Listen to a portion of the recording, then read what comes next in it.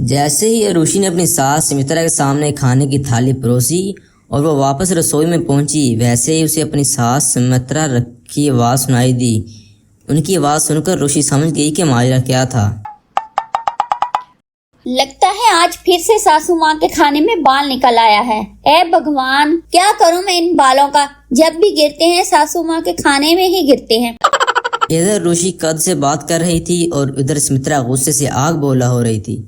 6 महीने पहले ही ऋषि शादी होकर इस घर में आई थी, लेकिन पिछले 6 महीनों में एक दिन भी ऐसा नहीं गया था जब ऋषि के बनाए हुए खाने में बाल न निकला हो, और इस वजह से सुमित्रा बड़ी परेशान थी।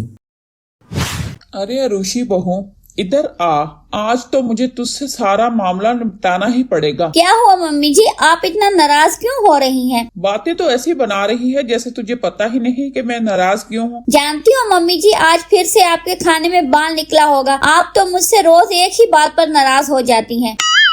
पास में ही सुमित्रा का बेटा रोहित भी खाना खा रहा था। उसने जब ऋषि की बात सुनी तो वह हैरानी से ऋषि की तरफ देखने लगा। अरे ऋषि, तुम्हारे साथ प्रॉब्लम क्या है? तुम जब भी खाना बनाती हो इसमें बाल जरूर निकलता है। देखो आज तो मेरी सब्जी में भी बाल निकला है, आखिर बात क्या है? क्या बताऊं, मेरी तो कुछ समझ में नहीं आ रहा। लगता है मेरे बाल बहुत कमजोर हो गए हैं, टूट टूट कर आप लोगों के खाने में गिर जाते हैं।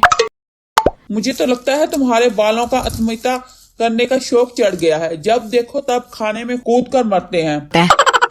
देखो ऋषि, खाना बनाते वक्त तुम एक कैप पहन लिया करो, जिस वजह से तुम्हारे बाल खाने में नहीं गिरेंगे। अगले दिन रोहित ऋषि के लिए एक बड़ी सी कैप लेकर आ जाता है और ऋषि इसे पहनकर खाना बनाने लगती है।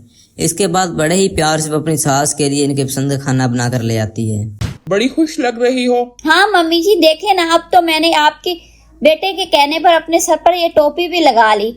उम्मीद करती हूँ आज आपके खाने में कोई बाल नहीं आएगा। भगवान का नाम लेकर खाना शुरू करती हूँ, वरना पिछले 6 महीने से तो भूखा ही उठना पड़ता है मुझे। ठीक है मम्मी जी, एक बार और रिस्क उठाकर देख लीजिए।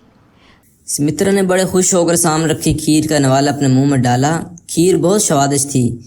सुमित्रा बड़े स्वाद लेकर खाना खाने लगी, लेकिन जैसे उसने अगला चम्मच मुंह में डाला, उसे एक लंबा सा बाल उसके मुंह में चला गया। हाय हाय सत्यानाश हो, मैं तो सोच रही थी कि खाना आज इतना स्वाद है। बहू ने टोपी भी पहनी है, बाल नहीं आएगा, लेकिन बाल नहीं, इतना लंबा बवाल आ गया। मैं क्या करूं मम्मी जी, मैंने तो टोपी भी पहन ली, फिर भी बाल आ गया। अरे टोपी पहनने से कुछ नहीं होगा। मुझे समझ में आ गया कि खाने में बाल क्यों आते हैं। अरे इतने लंबे लंबे बाल हैं और तू हमेशा खोल कर जो रखती है। कल से तेल लगाकर चोटी बांध कर रखना। अगले दिन ऋषि अपने बालों में अच्छे से तेल लगा लेती है और अपनी चोटी बना लेती है।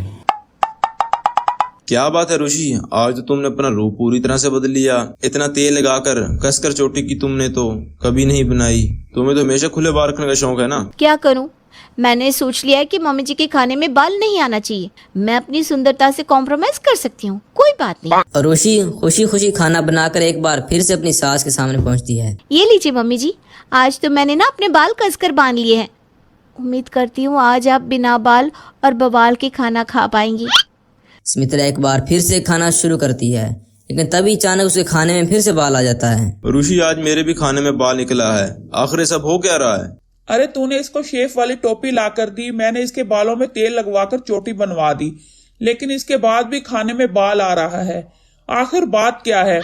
पता नहीं मम्मी जी, मुझे तो लगता है हमें पंडित जी को बुलाकर बात करनी चाहिए। जरूर हमारे घर पर किसी ने जादू टूना कर दिया है। बहू एक काम करो, तुम्हारी ये जो लंबे लंबे बाल है ना, इन्हें कटवा कर छोटा करवा दो। ना रहेंगे बाल और ना बचेगा रोज रोज बवाल। नहीं नहीं मम्मी जी, मुझे मेरे लंबे बाल बहुत पसंद है।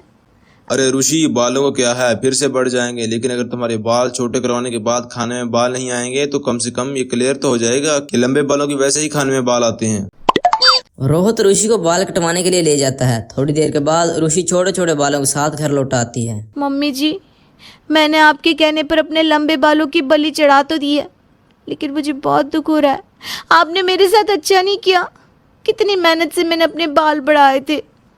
अरे तेरे लिए तेरे बाल ज्यादा जरूरी हैं जो अपनी सास का खाना, जो भूखी रह रह मैं मर जाऊंगी किसी दिन। थोड़ी तो शर्म कर। अब क्या शर्म करे मम्मी जी, शर्म तो मुझे इन छोटे छोटे बालों के साथ आ रही है।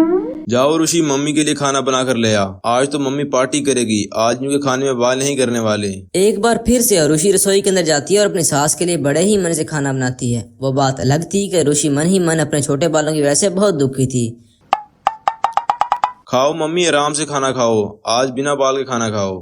अरे वाह बहू, आज तो राजमा चावल बहुत ही स्वादिष्ट बनाया है। लगता है बाल छोटे होने से कुकिंग में दिमाग तेज चलने लगा है तेरा। सुमित्रा ने पूरा खाना खत्म कर दिया लेकिन खाने में एक भी बाल नहीं आया। सुमित्रा बहुत खुश थी।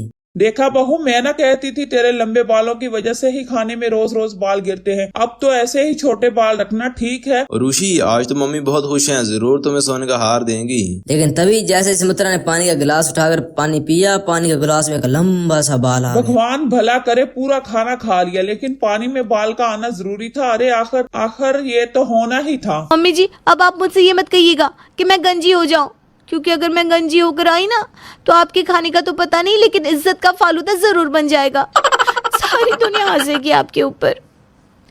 मम्मी, मुझे नहीं लगता ऋषि की कोई गलती है। देखिए ना, पानी में कितना लंबा बाल निकला है और ऋषि के बाल तो छोटे छोटे हैं।